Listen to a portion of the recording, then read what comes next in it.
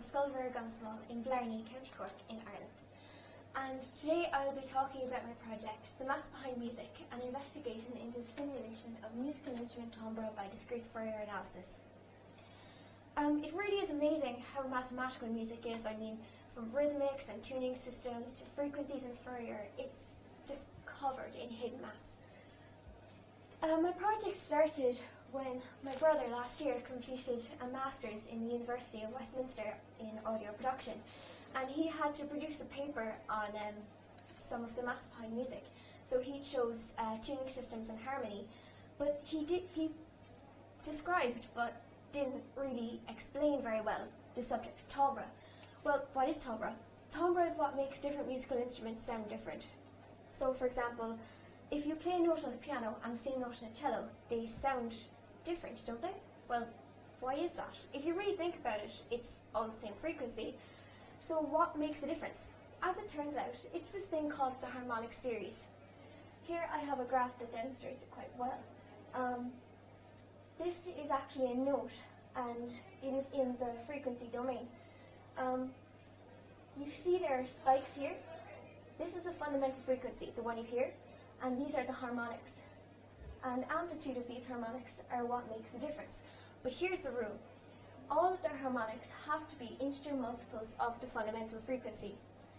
So if the fundamental is 440 Hertz, the next one must be double that, and then treble 440 Hertz for the second one, and then so on. So down here we just have white noise. So for my experimental methods, I used a program called Audacity to do my analysis, and I had graphs like these, and I was picking out the amplitude from each of the fundamental and harmonic for every 100 milliseconds for about a 2-second note. And I had 3 of these notes, A5 on a piano, recorder, and ukulele. And as you can imagine, this was quite cumbersome and it was a lot of work, but it did give me a very good understanding of the underlying concepts. After that, I decided to up my game a little bit. I then developed a suite of 9 Python programs, and each of these contained a different tool to help me in future analysis and synthesis. So as you can see here, we have experiment 3. Now, experiment 3 was a very special one because it proved that phase shift is inaudible to the human ear. Allow me to show you these 2 sine waves played, and let's see if you can tell the difference.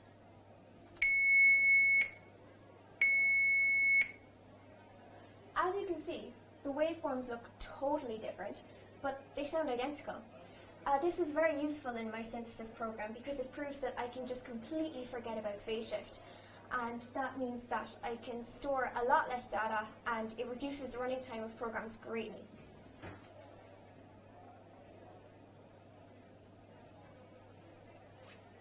So my conclusions are that timbre is very much connected with Fourier analysis.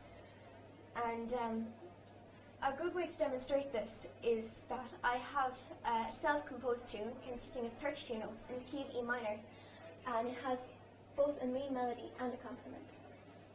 So I will play that for you now. The first part is on piano, a real piano, and the second part is completely synthesized.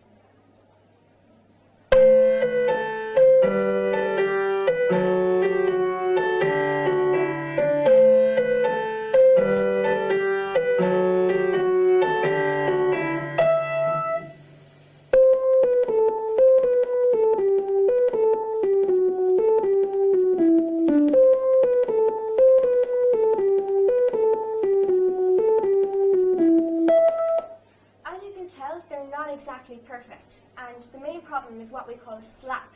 So you may have noticed some clicking when the notes end there. That's because we're terminating a sine wave and it's just going slap against the speaker there, and I hope to eliminate that by making sure that the notes terminate at a 0 crossing. Some future work I hope to do with this is I already have hundreds of notes recorded in a professional music studio, and I hope to automate the analysis and synthesis using my Python experiments. I am working on that at the minute, actually.